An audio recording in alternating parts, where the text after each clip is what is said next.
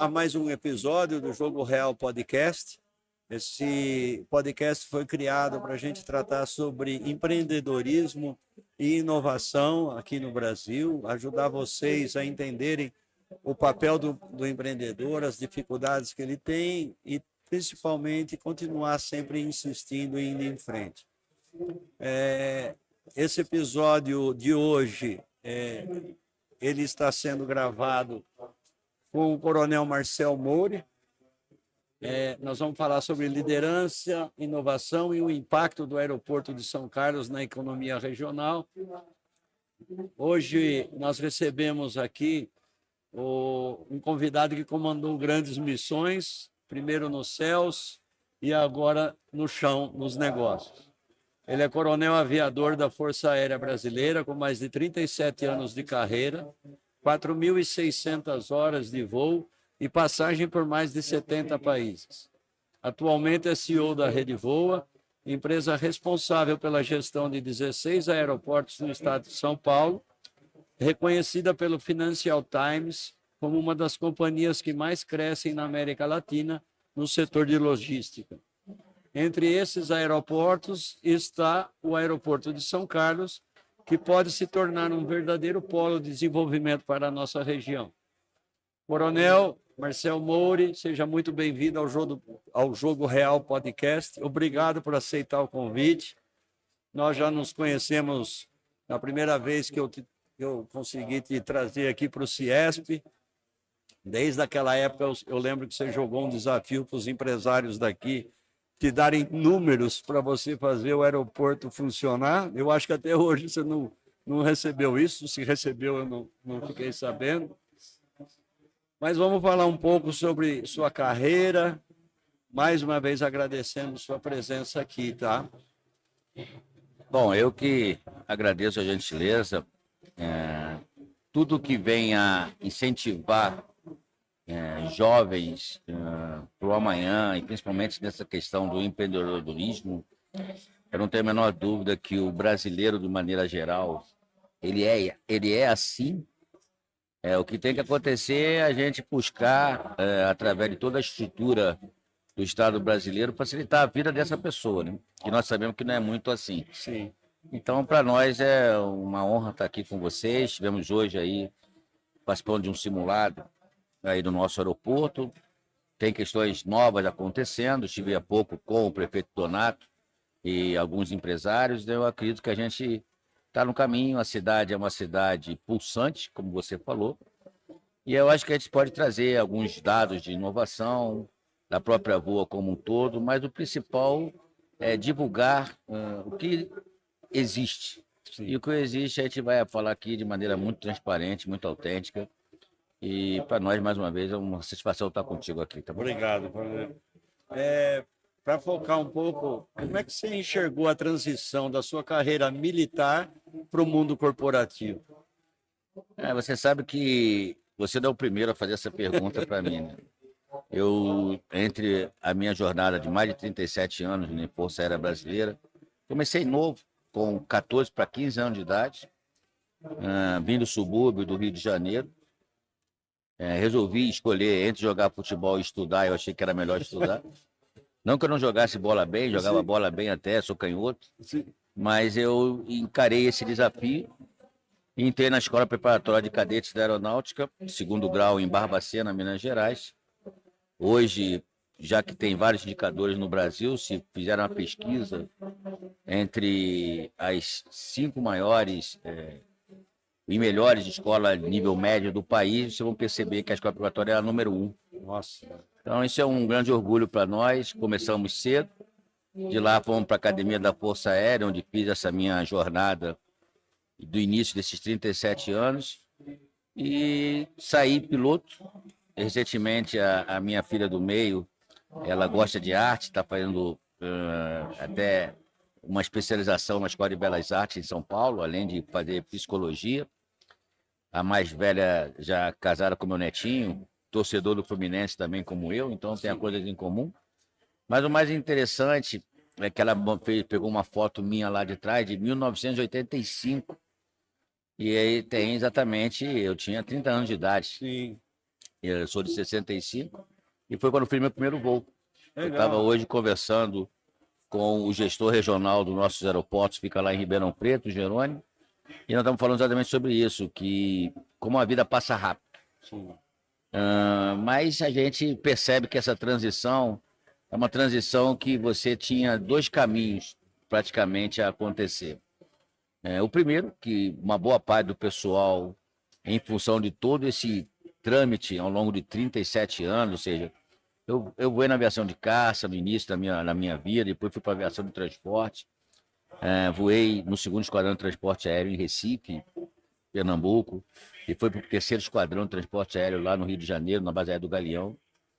Aí resolvi no início dos anos 90 que, a convite, vim para Pirassununga para ajudar a formar pessoas, então esse conceito de instrução é algo que muito me agrada, eu acho muito importante na vida da gente, independente de religião, independente de profissão. Eu estava hoje com um empresário aqui da cidade que tem um gado de carne de altíssimo padrão e também faz apoio aí na Santa Casa da cidade. E a gente percebe que é isso que nos move, não está parado. E alguns amigos, aliás, uma boa parte dos amigos meus de turma, aqueles que não estão voando na aviação privada, principalmente a aviação executiva, alguns em companhias aéreas, a grande maioria, reconhecidamente, né, por todo esse período de trabalho, de esforço pela Força Aérea, que não é fácil, eu me mudei 18 vezes na minha vida, então não é uma coisa simples, né? Você cria raízes em vários lugares. Sim. E esse pessoal acaba indo para a reserva, reúne com os amigos uma vez por mês, faz do seu esporte, a maioria continua fazendo, que é uma coisa importante para a vida. E a vida segue. E fica hoje nas internet, nas leituras, reclama de alguma coisa aqui, de outra coisa ali, mas poucos resolveram virar essa chave e entrar na iniciativa privada. E eu me sinto um privilegiado. Por quê? Meu falecido pai, quando parou de trabalhar, começou a mente a ficar com doenças, teve vários AVCs sequenciais. E uma coisa que eu decidi na minha vida, é lógico que em todo momento, alguma hora você tem que parar. Sim. Mas o trabalho, o desafio me motiva. É como se fosse uma adrenalina, como voar, como saltar de paraquedas, mas isso me traz a ideia de que eu tenho que fazer o diferente. Sim. E aí tive o privilégio, ao longo da minha carreira, né? Trabalhei no Gabinete do Comandante da Aeronáutica, voei muito 707, também apelidado no passado de Sucatão. Sim. E aí eu dei volta ao mundo várias vezes, desde missões humanitárias. Eu levei apoio para o tsunami de Bangkok, em 2004. Mas também voei com o presidente Luiz Inácio Lula da Silva no primeiro mandato, voei também um pouco com o presidente Fernando Henrique Cardoso, fui assessor de aeronáutica no finalzinho da minha carreira do Dr. Michel Temer, na vice-presidência da República, e militar, chefe da Casa Militar da Presidência, da vice-presidência. E isso vai trazendo a gente também conviver com o lado político, conviver com o lado empresarial. E quando resolvemos aceitar o desafio, a Voa São Paulo, que é a primeira concessão de aeroportos privados do governo, são os 5 primeiros aeroportos, Jundiaí, onde está a nossa sede, Campo de Amarais, em Campinas, o pessoal conhece muito Viracopos, mas Campo de Amarais fica perto da Dom Pedro, é um aeroporto... Eu morei em Campinas também. É um aeroporto muito ligado à parte de manutenção, é bem forte ali. Bragança Paulista, onde tem o maior centro de instrução hoje do estado de São Paulo, de Aeroclube, está lá em Bragança Paulista. Itaém, no litoral sul, e Ubatuba, no litoral norte. Mas o mais importante é que no início do processo, quando nós viemos para esse jogo, também era um desafio. Os acionistas chegaram para mim, pessoalmente, e falaram: olha, comandante, a gente está aqui pensando em devolver a concessão para o governo do estado. Eu falei: então, estou vindo para encerrar, para fechar. Pô, não, o senhor nos ajuda aí em 90 dias, 6 meses, para dizer para a gente qual o caminho que a gente vai adotar. Bom, é óbvio que tudo foi muito difícil no início, não é fácil. Eu aposto em concessões no Brasil, eu sou essencialmente um liberal por natureza, porém eu entendo que tem questões estratégicas que o Estado tem que ajudar. Não adianta deixar só o privado solto. Tanto que o governador Rodrigo Garcia, à época, perguntou se eu apostava nas concessões, eu falei que sim, mas que era uma relação quase que um casamento. Ou seja, você tem que andar, mas tem que estar o Estado junto. Porque nós somos essencialmente gestores privados da coisa que é pública. Sim. E essa coisa que é pública, o gestor privado, não só na época do Covid nós crescemos, porque como é que chegam os respiradores? Como é que chegavam os pacientes? Os aeroportos estavam parados. O prefeito de Jundiaí, onde eu moro, onde está a sede da nossa empresa lá, chegou para mim e perguntou: comandante, a gente vai fechar tudo? Eu falei, se nós fizermos shutdown aqui, acabou. É o final de tudo, porque você não tem como trazer as pessoas. Aí fizemos os protocolos, modo da história. Nós crescemos durante a Covid. E isso fez com que não só não devolvêssemos a concessão, como entrássemos no desafio das outras 11 aeroportos da Voa Sudeste e construímos a rede de voo com esses 16 aeroportos, que São Carlos é um polo desse processo. E estamos, sim, dentro da Financial Times, entre as 20 empresas que mais cresceram na América do Sul nos últimos 4 anos. Isso é uma coisa bacana, que me orgulha, mas é aquela história, não tem almoço grátis, não tem tempo fácil. Sim. Onde eu quero chegar? O segredo talvez seja acordar cedo, trabalhar muito e acreditar. Se você não acredita primeiro em você, não consegue fazer as coisas. E ter a impressão certa que sempre tem como fazer melhor, sempre teremos obstáculos e talvez o grande desafio da vida é superar esses obstáculos. E aí talvez, por tudo que eu passei ao longo da minha carreira, quem me fez essa pergunta foi o ex-comandante da Aeronáutica, o Elis Saito, que eu tenho um grande carinho, trabalhei com ele 6 anos, fui assessor pessoal dele lá atrás, quando ele estava no comando de logística, como comandante da Força Aérea. E ele, a primeira coisa que ele perguntou, como é que eu estava? Eu falei assim, olha, eu estou colocando em prática tudo que nós aprendemos. Sim. Só que em prol de uma nova verdade, ou seja, eu trago a Rede Voa, no qual hoje eu sou o CEO, realmente como extensão nossa. E esse processo de ter extensão talvez seja um outro segredo que a gente tem que fazer na vida de qualquer maneira, independente de qual profissão, Marco.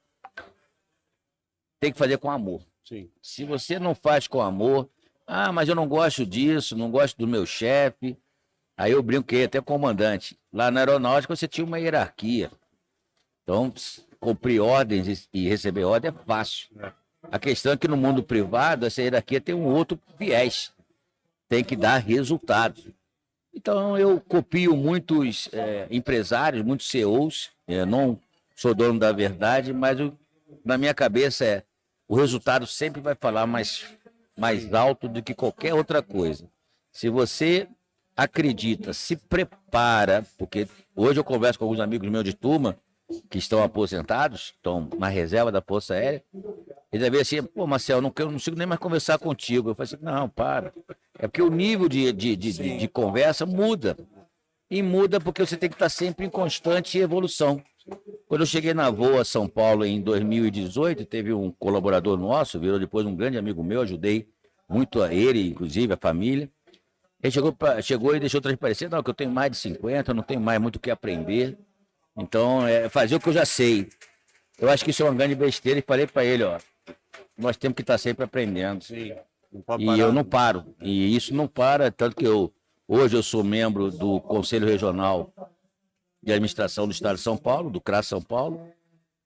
Estou sendo homenageado pelo CREA São Paulo por conta das obras no aeroporto de Ribeirão, que é o aeroporto doméstico, comercial, que de maior envergadura do estado, regional, depois dos maiores, Guarulhos, Viracopos e Congonhas.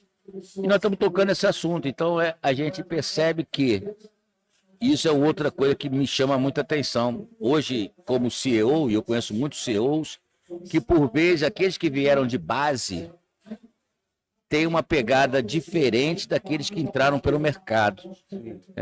Lógico, o resultado sempre fala mais alto, mas você tem que estar ouvindo a ponta. A ponta, ela acaba sempre trazendo algum momento. Aquela história, quem sabe do calo aperta é quem está com o sapato, no sol escaldante. E eu faço muito isso, sabe? Então a gente está sempre junto com esse pessoal. Então, talvez esse seja um grande misto. E, de certa maneira, esse equilíbrio do que eu aprendi na aeronáutica E o que nós estamos trazendo aí para nosso mundo empresarial, como empreendedor, tem dado resultado. E isso me deixa muito feliz. Porque, como eu falei no início, a gente é movido a desafio. Ou seja, temos que estar sempre competindo. A vida é uma eterna competição. E os boletos chegam, né? E você tem que arrumar um jeito de pagar esses boletos. Ainda bem que tem boleto para a gente correr atrás. Deixa eu fazer duas perguntas em uma para você agora. O que representa o aeroporto de São Carlos dentro da Rede Voa e a vocação da nossa cidade é tecnologia, educação e indústria? Como é que o aeroporto pode potencializar isso? Então, o que ele significa? Para a Rede Voa, eu sei que hoje aqui em São Carlos é mais voltado à manutenção da Latam, que tem dentro do aeroporto. Você estava falando no passado em trazer carga para cá, não sei se já deu certo isso. Como é que o que ela é hoje dentro da Rede Voa, o nosso aeroporto, e como é que ele pode potencializar a cidade? Nós estamos em 16 aeroportos em 18 cidades.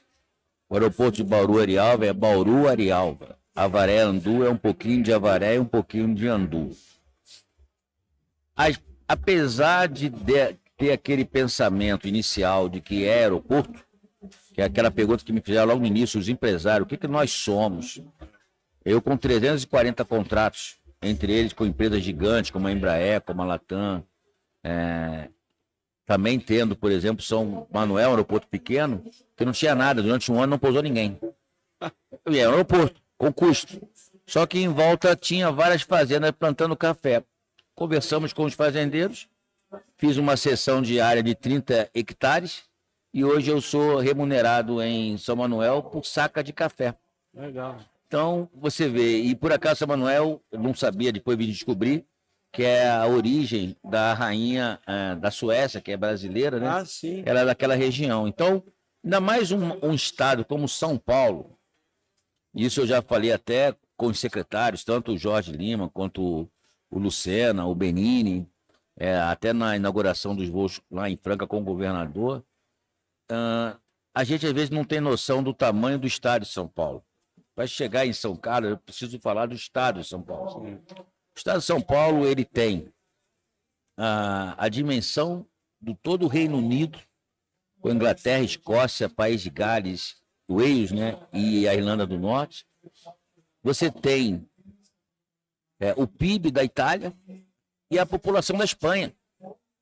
Então nós estamos falando do terceiro maior PIB da América Latina toda. À frente do estado de São Paulo, só o Brasil, o México e a Argentina, que está ali, 60%, e nós estamos em alguns momentos acima da Argentina. Então, ou seja, nós somos um país. São Paulo é um país.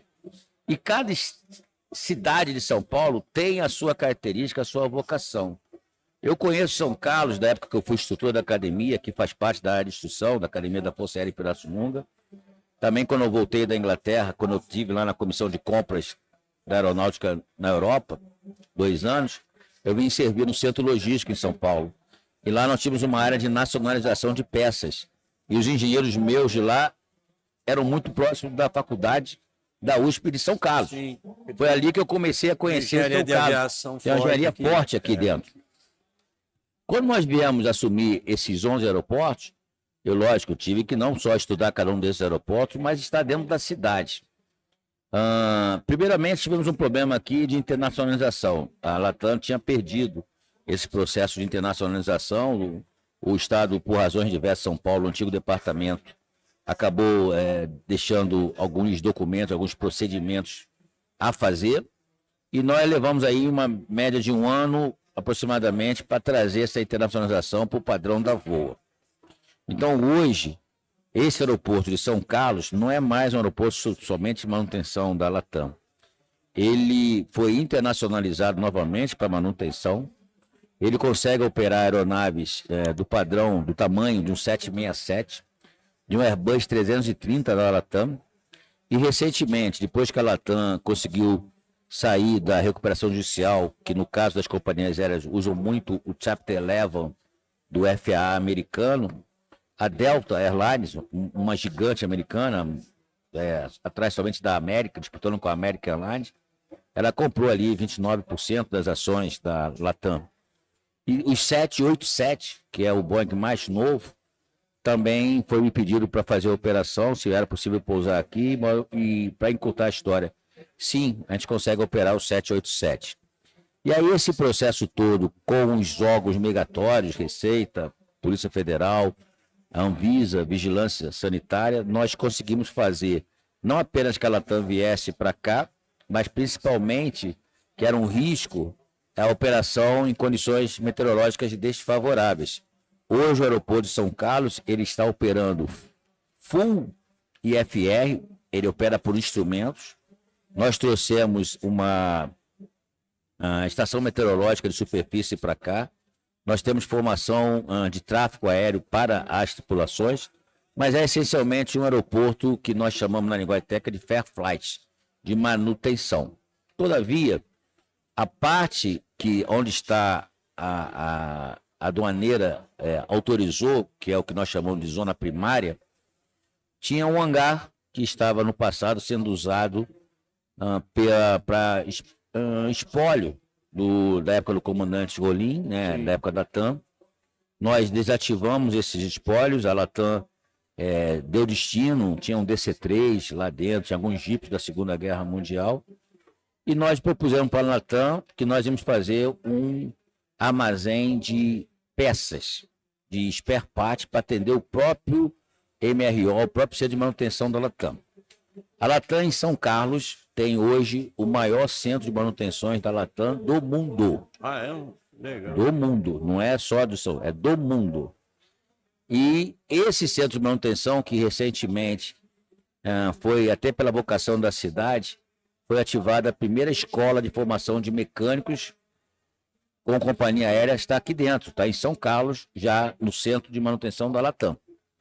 Dentro dessa linha, as aeronaves, quando vêm fazer manutenção, cada dia que uma aeronave está parada é um grande prejuízo para ela, de alguns milhares, dependendo do tipo da inspeção, milhões de dólares.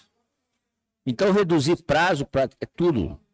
Quando nós estamos trazendo o hangar para ficar aduaneiro, para trazer as spare parts, itens de manutenção para os aviões, que anteriormente já era proibido, tinha que vir através de Viracopos, Guarulhos, para vir para cá. Isso está mudando, então nós já estamos com a licença já no processo aberto junto à Receita Federal. Até março do ano que vem nós vamos estar com o armazém aqui de carga. Então não vai ser mais um aeroporto somente para manutenção, mas a carga vem para cá também. Carga geral. Geral. Inicialmente é spare part para atender a Latam, mas podemos trazer a carga geral. Hoje, especialmente, nós já tivemos aí com o prefeito Donato e o vice-prefeito também, e alguns empresários há pouco. Nós estamos trazendo, nós vamos fazer um outro workshop agora no início de janeiro. Devemos ir o final desse mês ou início do mês que vem lá em Brasília, porque além de CEO da Rede Voa, eu acabei também me transformando em conselheiro do Sindicato Nacional das Empresas Administradoras de Aeroportos e também do IBI, que é o Instituto Básico de Infraestrutura, que dá apoio à Frente Parlamentar em Brasília de Portos e Aeroportos. E também tem uma Frente Parlamentar de Logística, cujo deputado federal, também do mesmo partido progressista do prefeito Donato, ele já marcou com ele para a gente conversar em Brasília, para nós fortalecermos a logística. Por que eu estou colocando isso para você? Porque um pouco daquele conversa que nós tivemos há 3 anos atrás, ficou muito claro, inclusive com a Latam, que está vindo forte para o mercado regional, de que não faz sentido trazer São Carlos para tornar, por exemplo, um aeroporto de passageiros. Ou seja, a vocação do aeroporto está muito focado à manutenção e à logística. Isso posto, nós vamos trabalhar diretamente em conversa, em tratativas, não apenas com o Mercado Livre, com a própria Shopee. Empresas argentinas estão interessadas em vir para cá, ligada ao agronegócio, e isso é uma questão que, infelizmente, acontece em paralelo, razão pela qual até você tinha conversado comigo, a gente vinha aqui bater um papo, acho que o momento é oportuno, porque não é questão apenas de falar o futuro, é trazer esse presente e como que isso pode se encaixar nesse processo. Em paralelo, como aqui nós estamos falando de uma feira de startup, de inovação, para vocês terem uma ideia, a Rede Voa hoje, através do Centro de Controle Operacional nosso, ativado em 23, nós operamos 24 horas por dia, 7 dias na semana, estamos linkados ao programa Muralha Paulista.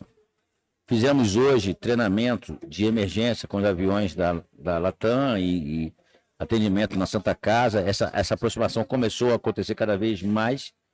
E hoje a Rede Voa está se tornando uma referência na aviação em aeroportos de segurança operacionais, de voo, seguranças patrimoniais. Isso tem feito com que Jundiaí, onde é a nossa sede, por exemplo, quando eu cheguei lá em 2018, tinha uma média de 32 mil movimentos de pouso e decolagem por ano. A grande maioria era aeronave de instrução, de aeroclube, de escolinha.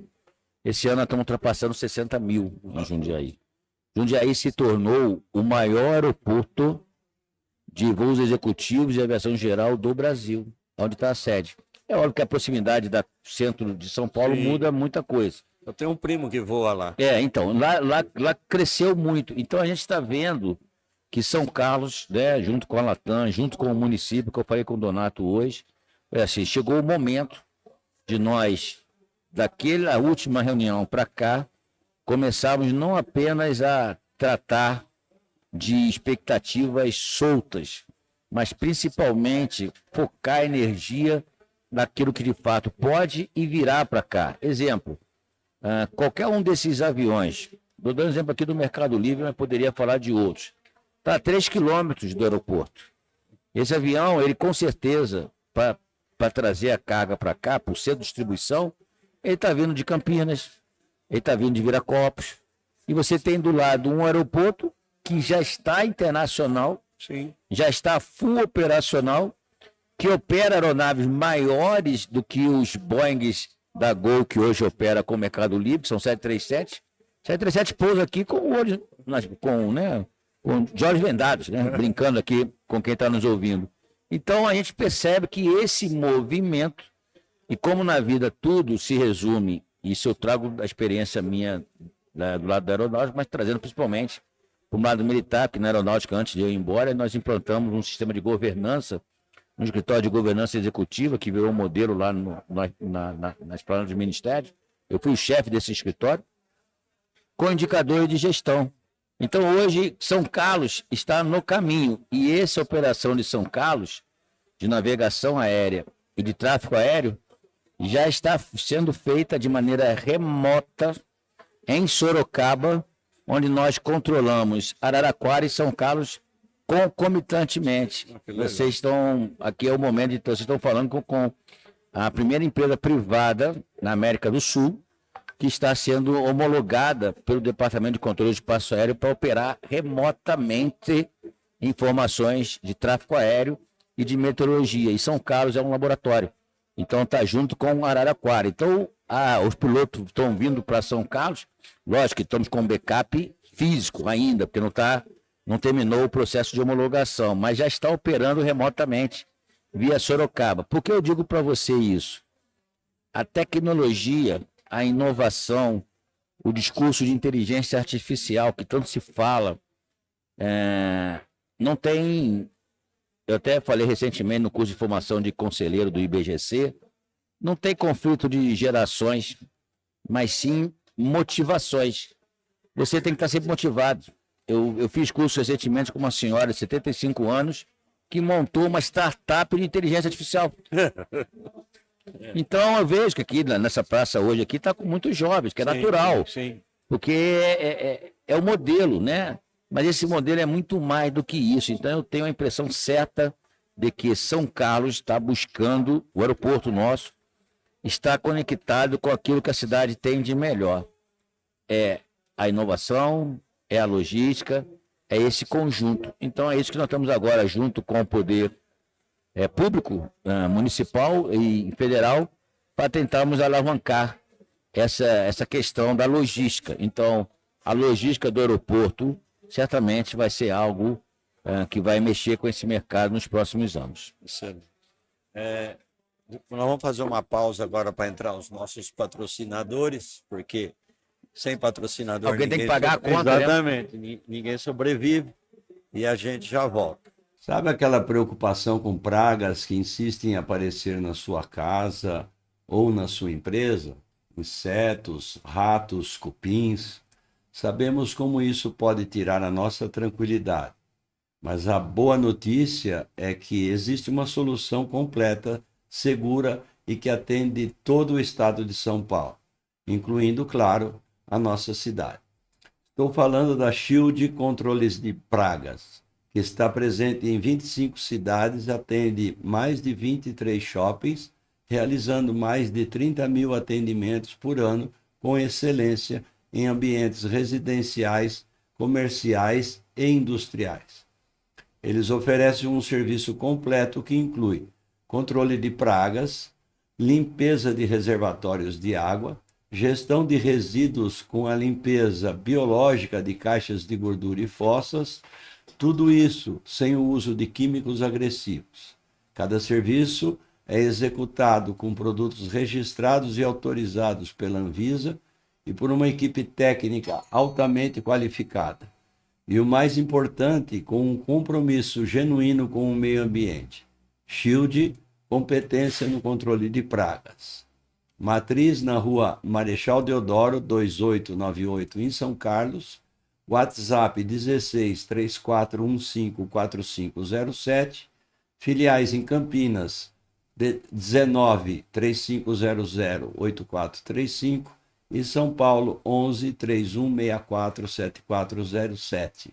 Na Planning, cada cliente é único, por isso realizamos diagnósticos, entender quais são os desafios do cliente, desenvolvendo soluções personalizadas, segurança e acompanhar de perto o processo operacional. Nosso trabalho vai além da execução, é aproximação, mão de obra especializada e suporte de back-office.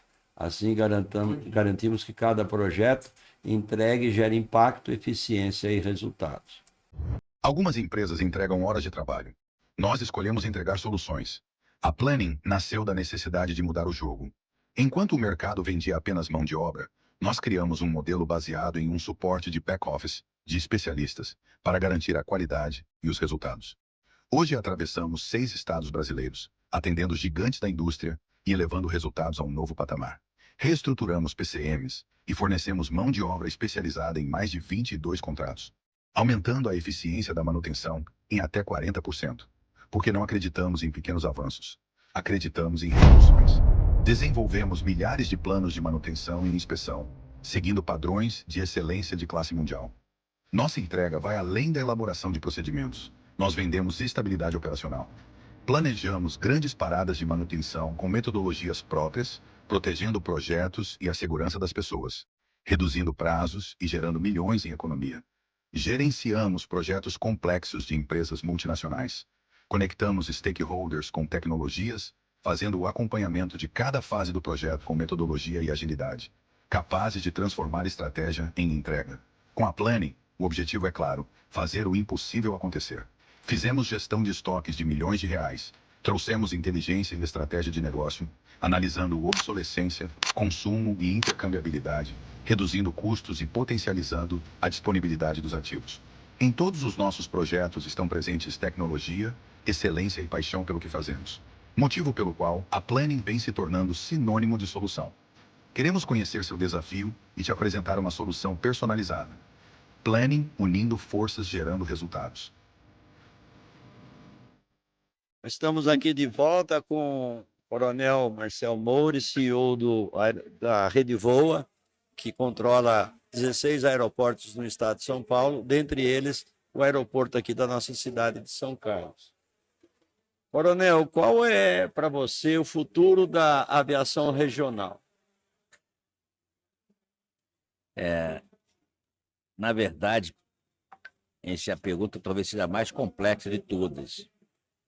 Nós fazemos parte de um grupo de debate técnico em Brasília. Ano passado, nós atingimos o 4º maior movimento de transportes domésticos do mundo, o Brasil, 4º maior. Só que as passagens aéreas aqui no Brasil têm um preço absurdo. Nós estamos falando de passagens, em média, na faixa de $500, uma ida e volta de um estado de São Paulo para Brasília ou para o Rio de Janeiro, para não pegar mais distante. Uma passagem hoje para o Nordeste é mais cara do que tu ir para a Europa. Sim. E nós estamos falando de uma aviação regional que deu origem à TAM, Transporte Aéreo de Marília, que hoje tem uma Latam que usa uma parte do museu da antiga TAM aqui dentro. Mas o fato, o modelo de negócio na aviação no Brasil, ele já passou da hora de ser rediscutido. Tá. Falo isso porque, assim como eu falei que o Brasil e São Paulo é um país, você imagina que no Brasil você tem vários Brasis. A região norte é um Brasil, a região nordeste é outro Brasil, centro-oeste é um Brasil, sudeste é um Brasil, Rio Grande do Sul é um Brasil, e São Paulo sozinho é um sexto Brasil. Essa aviação regional, que, como nós conhecemos, eu voei pela aeronáutica ajudando a aviação regional. No início do século XXI, as seguintes companhias deixaram de existir: Nordeste Linhas Aéreas, Rio Sul Linhas Aéreas, inclusive a Rio Sul conseguiu o feito de ser fechada estando no azul. A Varig estava ligada à Varig, a Varig quebra e a Rio Sul vem junto. A Trip Linhas Aéreas, a Pantanal Linhas Aéreas.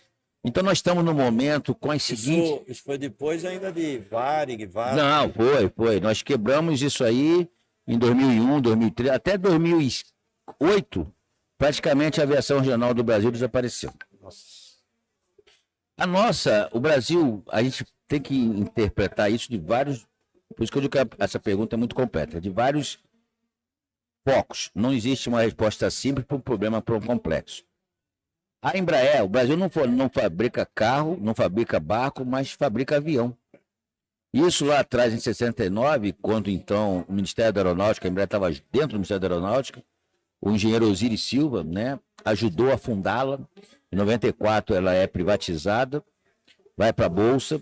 Mas onde eu quero chegar? O início da Embraer, ela foi concebida para produzir aeronaves para a Força Aérea. Fez a primeira parceria com a Aermat italiana para os primeiros aviões, o AT-26 Chavante, era uma parceria Embraer e Aermat. Vieram os Bandeirantes, aeronaves de 12 lugares, eu voei muito Bandeirantes, tem umas 2.000 horas só de Bandeirantes. E aí a Embraer começou a crescer. Depois da privatização, ela começou a alavancar. Veio a linha dos EJs 145, que eram essencialmente regionais, com dificuldade de fazer longas trajetórias. A Embraer consegue abrir espaço no mercado americano. Hoje, o mercado regional americano praticamente é Embraer, tá certo? Se você pegar um voo de uma American Airlines, de uma Delta Airlines, naquele folheto, vem lá escrito: "This aircraft was assembled in Brazil, not made in Brazil".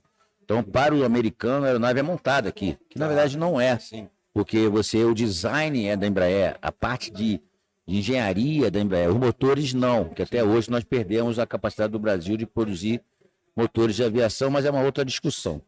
Quando a Embraer começa a alavancar esse mercado americano, ela sai do 145 que tinha, teve o Bandeirante, depois teve o Brasília com 28 lugares, o 145 tinha ali seus 40 lugares aproximadamente, e ela entra para o 175, indo para 60, começa a disputar inicialmente o mercado com a Bombardier canadense, e aí ela vira essa chave quando ela entra na linha dos 190.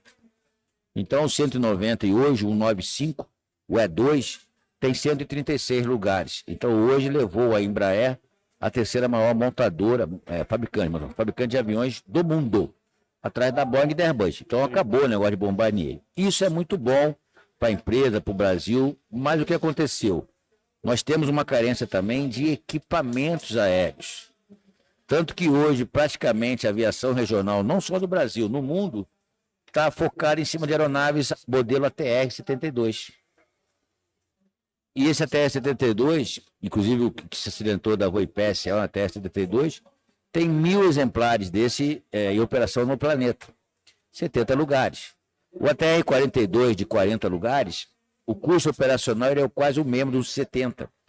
E como você fala na aviação, voar não é uma atividade barata, difícil, custosa e de alto risco. Tem uma premissa na aviação que diz que a melhor maneira de você tornar milionário é tu ser um bilionário e abrir uma companhia aérea. Tu vai se tornar um milionário, entendeu? Vai perder dinheiro. E isso é muito complicado. É óbvio que tem um lado da Associação Brasileira das Empresas Aéreas que defendem que, do mesmo jeito que o Brasil atingiu o 4º lugar no mundo em transporte aéreo doméstico, nós somos o primeiro em questões judiciais. Mas esse discurso é um discurso que ele é um pouco vago, porque é como se o cliente que reclamou é o culpado pela passagem cara. Isso é uma verdade também, excesso de judicialização.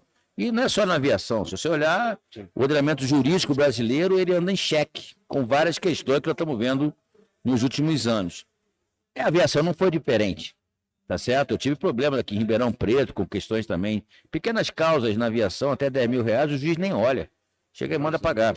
Paga porque, em princípio, o passageiro tem razão, entendeu? O cliente tem razão. Então você tem um problema de equipamentos que não tem. Abaixo do ATR hoje é a aeronave Caravan C206, que hoje tem o Grand Caravan, que é a Azul Conecta, que é uma subsidiária das linhas aéreas opera. Lá em Jundiaí é a sede da Azul Conecta. Nós nos transformamos lá em Jundiaí, na Conecta, no maior centro de manutenção de aeronave Caravan do mundo. É um monomotor, 9 lugares, mas que esse ticket não fecha a conta, porque nessa conta da aviação existe um fator muito importante que chama-se load factor, ou taxa de ocupação. É a taxa de assento, é o assento por quilômetro, ou assento ocupado por milhas. As companhias, o melhor do mundo é voos internacionais com avião lotado. Você voa muitas distâncias, tem poucos ciclos de pouso e decolagem, o avião desgasta pouco, e quando você decola de Guarulhos, por exemplo, porque a gente sabe o que eu vou falar agora, você, ao exportar o combustível, tu não paga ICMS. Então, o voo internacional não tem ICMS. Então, é mais barato viajar para o exterior do que viajar no Brasil. Sim. Mas esse mesmo país que está sendo o 4º do mundo, se for comparar com os Estados Unidos, a passagem nos Estados Unidos não é que são $500, é $50 em voos regionais. Então, são 10 vezes menos. Então, tem alguma coisa errada no modelo. Todas as empresas no mundo sempre vão querer trabalhar em hubs. Quando eu voltei da Inglaterra para o Brasil, eu voltei com o mesmo custo, mesma passagem de Londres para Guarulhos, eu vi via Estados Unidos. É o que nós conhecemos como stopover. Peguei um voo para Washington, de Washington fui para Nova York de trem, depois de Nova York fui para Los Angeles de avião, de Los Angeles fui para Miami de avião menor, avião da Embraer, depois fui para até Orlando de carro, voltei de Miami, voltei para o Brasil. E vou dizer uma coisa para você, o mesmo custo de que eu vim direto. Isso é o turismo, então nós temos que mudar esse modelo. Esse modelo do hub, hoje no Brasil, em termos de aeroportos, estamos concentrados em Rio de Janeiro, São Paulo, Guarulhos, Brasília. Acabou. Todos os demais estão com problemas. E todas as companhias aéreas trazem para fazer parte da conexão do seu hub. Agora mesmo a Latam está conversando conosco para tentar voltar a ter voos regionais com aeronaves Embraer 195, esse 136. Mas tem que estar ligando ao hub. Então, esse conceito de hub, você travou o mercado. Outra coisa, o Código Brasileiro de Aeronáutica, que está no Senado há 25 anos aproximadamente, ele engessa, ele proíbe companhia estrangeira de operar no Brasil. É proibido. Proíbe tripulante estrangeiro de operar no Brasil. Se você hoje, e aquilo que nessa praça aqui deve ter um monte de operador, MEI, de Uber. Você não pode ser PJ na aviação, tem que ser CLT no Brasil. Então, você vai só encarecendo. Vamos falar de uma Latam. Latam é uma mistura de TAM com Lanchile. O mesmo comandante de um 767 da Latam, se ele é brasileiro e o chileno, o brasileiro sai para a empresa 2 vezes mais caro. E ainda tem o sindicato. Sim. Então, o que eu vejo? Nós temos que mudar esse modelo que é muito mais complexo. Então, nós estamos falando de equipamentos, que tem que voltar a produzir equipamentos na casa de 29 lugares. A Embraer parou de produzir esses equipamentos, porque ela virou, lógico, mercado. Ela está em cima do avião maior, para disputar o mercado que é o que faz gerar dinheiro para ela. Então nós temos que trabalhar isso como política pública, nós temos que mexer nesse hub e trazer isso, e abrir essa legislação para poder ter competitividade, mas não para quebrar a companhia aérea. O que eu estou defendendo em Brasília é você servir de alimentador regional para as empresas maiores. Sim. Ou seja, nós temos que abrir espaço para empresas regionais, estrangeiras operarem no Brasil, alimentando as empresas maiores. Aí você aproveita a questão do hub, que é um modelo hoje em curso, você aproveita a questão de taxa de ocupação de assentos. A Azul Conecta é uma empresa que ela como empresa aérea, conecta com 9 lugares, ela não fica no Azul. Mas quando ela conecta com a Azul, ela fica. O voo da Conecta hoje mais rentável chama-se Barra da Tijuca, Estados Unidos. Aí tu, Barra da Tijuca, Estados Unidos? Porque o aeroporto de Jacarepaguá fica ali em frente ao Barra Shopping da Barra da Tijuca. Sim. Você entra na Azul Viagem, compra uma passagem para Fort Lauderdale. Como? Via Viracopos. Então tu pega a Conecta com 9 lugares, no Galeão, não tem que ir pro Galeão, na Barra não tem que ir pro Galeão, passar a linha amarela, linha vermelha, tiroteio, toda aquela violência, aquele risco que você sabe que o Rio de Janeiro é isso. Eu fiquei no Ibis a última vez, no Rio, bem ali naquele aeroporto. Tem um Ibis ali, na frente do shopping. Do shopping, então. Que ali tá toda hora, sai helicóptero. Direto. Aí você pega ali um caravan, vai até Viracopos, daqui você muda para um Airbus 350 e segue a missão posterior. Então, esse conceito de hub, ele é importante, mas nós temos que rediscutir essa questão de stopover. É como se você está comprando uma passagem. Hoje, qualquer um que está nos ouvindo vai entrar em qualquer site, vai querer a passagem mais barata, direto de ponto a ponto, no melhor horário. Pô, isso aí todo mundo quer. Só que isso tem custo. Por isso que é caro. Isso tem custo. Então, se você pudesse, por exemplo, pegar um voo, decolando de, vou dar um exemplo de Florianópolis. Aí eu vou para a Barra da Tijuca via Rio de Janeiro. Você aproveita o overbook, que é uma prática que a ICAO e a IATA elas toleram, é bolsa de valores, você normalmente vende mais passagens, como é o caso de um Congonha, do que a capacidade de assentos, e você vai negociando isso. Por isso que quanto mais perto fica mais caro, quanto mais longe, mais barato. Esse conceito do stopover, você teria condição de sair de Florianópolis, passar pelo Rio de Janeiro, ou passar por São Paulo e fazer uma parada aqui para pegar um teatro, uma peça. Depois você continuar o voo para Brasília, 2, 3 dias depois, você mexe na taxa de ocupação hoteleira, o turismo cresce, e você, na verdade, aquele que quer ir direto, vai pagar X. O que quer ir no stopover vai pagar o mesmo X, só que ele vai parar. E vai aproveitando a viagem. E isso você aumenta a quantidade de pessoas procurando os assentos. Esse modelo já existe no mundo anglo-saxônico. Então, o anglo-saxônico usa esse modelo. E o terceiro e último ponto é o combustível. Esse combustível nosso, para você ter uma ideia, eu já fui mais nacionalista do que eu sou hoje, tá certo? Já fui defensor de ter refinarias de petróleo no Brasil, cada vez mais. E você descobre, ao longo da experiência empresarial, que o petróleo, o combustível, né? Ele é uma commodity, é bolsa de valores. Você não precisa ter refinaria, você tem o custo do dólar do barril. O Brasil, como país, ele é essencialmente preso ao modal rodoviário. Quando me perguntam quem é o meu maior concorrente de aeroporto, eu falei assim, é a Bandeirante, a Anguera, a Castelo Branco, até 3 horas, sem parar, com qualquer tipo de cobrança automática, tu vai embora, ninguém vai querer entrar no avião. Eu saindo de Jundiaí para Ribeirão Preto, se eu for de carro ou for de avião, de carro eu chego primeiro. Com certeza. Então você olha um negócio desse e pô, então tem alguma coisa estranha. E aí o que acontece? Como você tem vários níveis, eu tenho contrato com as 3 maiores distribuidoras de combustíveis.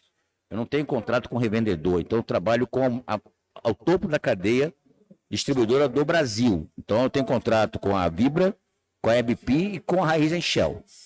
Os meus 340 contratos, tem 3 contratos de distribuidoras, tá certo? E aí o que acontece com isso? O diesel, tudo é subproduto. Hoje nós processamos nas refinarias brasileiras 34%, 37% do diesel que é usado. Tanto que está uma discussão agora com esse negócio do tarifário norte-americano de que nós estamos importando diesel da Rússia. E é verdade, nós importamos diesel para poder compor a matriz nossa, que é essencialmente rodoviária, porque você tem que completar, só processa 37% do diesel. Quando vai para o querosene, é o contrário, a gente processa 87%. Porém, dentro do modelo de paridade de preço internacional da Petrobras, você tem que trabalhar o querosene como se estivesse importando. Então, em vez de nós termos o querosene, um dos mais baratos do mundo, nós temos um dos mais caros, porque você considera ele como sendo o preço de importar do Golfo Pérsico, por exemplo. Então, o modelo também da Petrobras, falei isso lá na frente parlamentar, há 2 semanas atrás, estamos discutindo isso, que é mais complexo, que a Petrobras é uma autarquia que também tem ações na Bolsa, tem sócios estrangeiros, mas na verdade é simples. Não tem solução simples para um problema complexo. Nós temos que tratar o combustível de maneira diferente para cada tipo de modal. Não é subsídio. Quem está nos ouvindo, ninguém está falando de subsídio. Só tirar esse conceito da paridade internacional para um querosene de aviação, por exemplo. Tanto que nós brigamos muito, isso é a novidade que eu quero falar para vocês, o Estado topou. Nós estamos conseguindo fazer com que o ICMS no Estado, que é 18%, ia para 12% só para as companhias aéreas. O governo do Estado de São Paulo, através do secretário Roberto Lucena e o secretário Samuel Hiroshita, eles aceitaram e está em vias de chancelar pelo governador da redução do ICMS para toda a aviação, de 18 para 10. Porque o cinturão do Sudeste, Rio, Brasília, Goiás, Belo Horizonte, tudo 7%, 8%.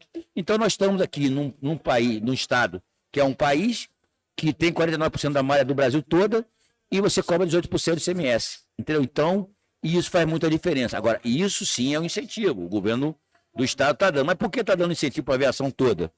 Porque pouca gente sabe o que eu vou te falar. O pouso, a tarifa, gera ISS, foi o que eu falei para o Donato hoje. A cada pouso é o ISS. Tem ISS que eu pago para o município. Então, o que eu quero... Estamos falando em quantos pousos aqui em São Carlos hoje em dia? Varia, porque não tem muitos pousos, tem mais pouso internacional. Mas Esse o pouso... não paga ISS? Não, paga 4 vezes mais.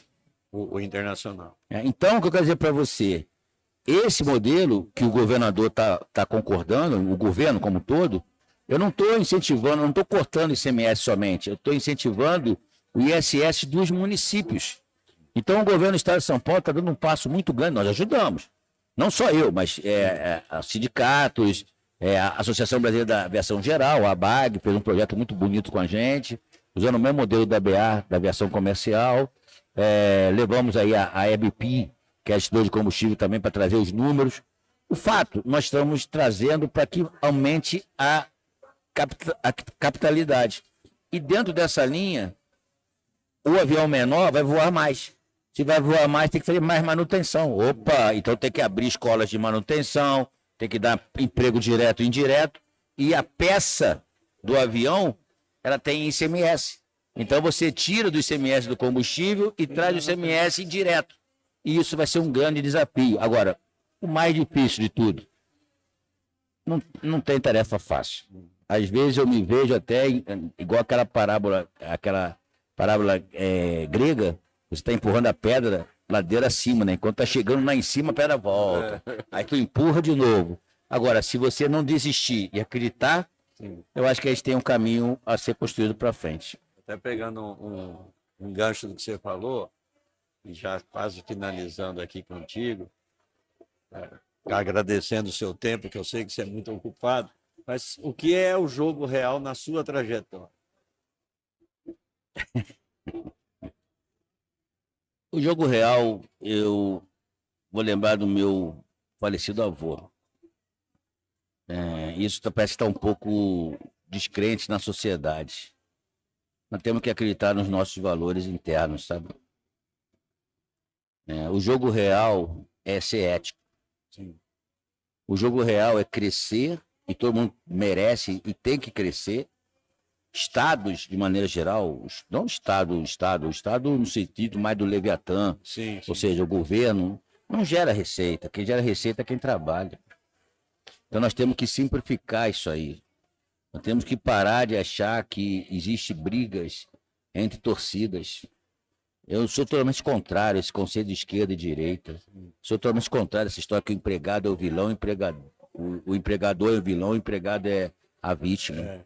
Todos têm uma relação simples e direta. E é a produção, qualquer um de nós quer produzir. Mas essa produção envolve que você seja capaz de estender a mão. Eu fiz isso a minha vida toda, a quem está embaixo para crescer. Servir de escada para muitas pessoas, mas nunca derrubei a escada. Então isso são valores que talvez seja esse o jogo mais difícil, porque parece, e eu vou usar uma parábola da época da pandemia, infelizmente, é o novo normal. O que é o novo normal? Será que hoje nós precisamos, eu acredito muito nisso, tá? Assim como a inteligência artificial está vindo, a sociedade está recuando. E você começa a perceber que essa coisa chamada rede social, que é importante, tá? Sim. Nós estamos aqui essencialmente numa rede social. Sim. Só que ela gerou bolhas. Sim. E essas bolhas, as pessoas não estão conseguindo conversar com pensamentos diferentes. E quando vai conversar com pensamentos diferentes, começa os ânimos a esquentarem e você não tem. Ou você corta, ou congela, né? Ou deleta, ou briga. E aí é aquela história. Aí eu uso isso na voa. Em qualquer negociação na voa, com qualquer empresa, com qualquer um dos stakeholders, seja ele passageiro, seja ele hangar, seja ele político, seja ele agência de transporte, seja ele Artesp, ANAC, o que quer que seja. A voa sempre trabalha com o conceito do open box. Não tem nada escondido, não tem truque. Isso aqui é o número, isso aqui é como nós fazemos, como é que nós podemos encontrar? Eu não consigo fazer desse jeito. Então nós temos aquele conceito que nós temos que entrar na mesa para negociar. Eu defendo muito uma questão que aprendi na esquina da vida. Você pode e deve entrar à mesa com o coração. Porque se nós não tivermos amor, lembra que lá atrás eu falei isso, você não faz, mas nunca com o fígado. Se você entrar com o fígado, significa que você não quer negociar. Você quer simplesmente impor o que você quer em cima do outro. Infelizmente, ainda nesse nosso país, tem muito isso, tá? No mundo empresarial também. Então, as pessoas querem derrubar. E não vejo que seja a questão de derrubar. Vencer a negociação. Não quer empatar. Não quer. E eu joguei futebol quando mais novo, né? Que eu brinquei aqui. Passei a jogar tênis depois de 35 anos, ficou mais fácil. Hoje eu jogo tênis todo sábado e domingo. Gosto disso aí. Eu preciso voltar, eu parei. Não, isso aí, o tênis tem aquela questão do fair play, né? Sim, eu aprendi a perder com o tênis. Com o tênis. Que eu não sabia perder. Tem uns estudos aqui que falam que minha filha mandou isso para mim. A bolinha de tênis, o jogar tênis ajuda em Alzheimer, ajuda a estirar o estresse. É o que o pessoal chama muito hoje, alguns estudos aí de mindfulness. Você tem que esvaziar a mente. Você não consegue jogar tênis sem pensar na bolinha. Não. Se tu não olhar na bolinha, tu não joga.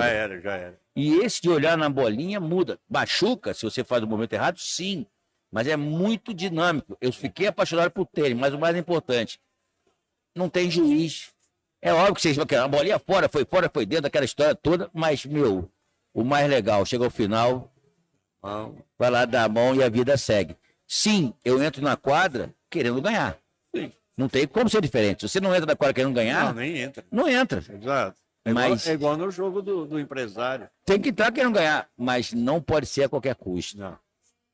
É ganhar jogando. É isso. E infelizmente, esse jogo da vida, do jeito que está, esse normal, parece que nós perdemos a noção até de quem são, não vou falar de heróis, mas quem são os nossos, as nossas luzes, o nosso ponto, a nossa referência. Eu chamo de cavalos. Os cavalos que a gente tem que montar para seguir. Se você não fizer isso, nós estamos nos perdendo. E aí, vou dizer para você, às vezes não. O caminho errado, ele é mais rápido. Sim. E quantas vezes você vê o pessoal no caminho errado e as pessoas até idolatram o caminho errado. Eu falei, peraí, não estou entrando nem em negócio de violência. O que nós estamos vivendo, eu defendo aquele conceito que não dá mais. Não dá mais e acabou. Está na fase aí de chutir lá no Congresso. Temos que mudar. Mas parece, porque, vamos ser sérios, levantar todo dia de manhã cedo, acordar e ter boleto para pagar, não é fácil para todos nós, não é isso? Exatamente. Você sabe que eu tenho uma história interessante no tênis. Eu tinha parado de jogar definitivamente e meu enteado na época começou a treinar lá em São Paulo e um dia eu fui levar ele para o treino e eu estou vendo um jogo de duplas de senhores ali. Eu falei, eu vou assistir o jogo deles. E eu tinha dor no ombro, então eu tinha parado de jogar. Aí eu chego lá, tem um cara com uma perna mecânica jogando tênis. Aí eu falei, pô, que desculpa que eu vou dar agora. Aí eu voltei a jogar. Marcel, foi uma honra te receber aqui. Eu te admiro muito pela sua carreira. Eu sou um cara que teria que ser militar. Eu sou frustrado porque eu nunca consegui ser militar na minha vida. Tentei 1000 vezes o Exército, 1000 vezes a Marinha. Eu nunca gostei da aeronáutica, assim, que eu não gostava de voar. Hoje eu voo que nem um louco para cima e para baixo, mas como passageiro. Então, eu admiro muito a carreira militar, né? A disciplina. Eu acho que é uma coisa que ensina muito. Eu acho que deveria, como você falou, deveria ter mais colégios militares no Brasil para essa juventude, porque é um ensino sério, disciplinado. Eu acho que a disciplina. Quem teve pais, eu acho que seu pai, igual o meu, era um disciplinador. O meu pai era disciplinador. Você não podia levantar sem fazer arrumar sua cama, né? Então já tinha todas uma. Isso eu acho que leva a lição que a gente vai chegando mais velho, isso carrega muito para a gente, né? Parabéns pela história da Voa, né? Tomara que o aeroporto de São Carlos cresça cada vez mais, a cidade precisa disso, né? Vai ajudar muito no desenvolvimento aqui da cidade, né? E para você que está aí nos assistindo, se inscreva no canal, isso ajuda muito o algoritmo do YouTube entender que ele tem um assunto relevante e leva isso para mais pessoas. Muito obrigado de novo, Marcel. Se quiser deixar suas palavras finais aí, já novamente te agradecendo. Bom, primeiro que da próxima vez que eu estiver aqui, eu já percebi que nós temos vindo para jogar um tênis, né, meu? Tem. Então você Vamos chega marcar. pro Ângelo e já fala, ó, ele joga também, viu? Joga. Quis jogar comigo, bater lá no início lá, mas acabou ficando para trás, porque é mais novo, tem mais disposição, mas não sabe a Não maldade. cansa mais rápido. Mas eu queria dizer para você que parabéns pelo trabalho, parabéns por estar dando ouvido, não nem ouvir as pessoas, mas eu acho que o mais importante é encontrar aqueles que estão nos ouvindo, se puderem de alguma forma pegar um pedaço. Ninguém aqui é dono de verdade nenhuma, muito pelo contrário, e poder mudar, ajudar de alguma forma. Eu já me sinto reconhecido por estar aqui contigo. Sim. Então aqui não está em nenhum tipo de autopromoção, é falar de maneira descontraída. Sim. E é isso que eu procurei fazer com você aqui. E vamos embora. A vida que segue. Obrigado, Marcelo. Obrigado por tudo aí. Obrigado Tá bom? a você.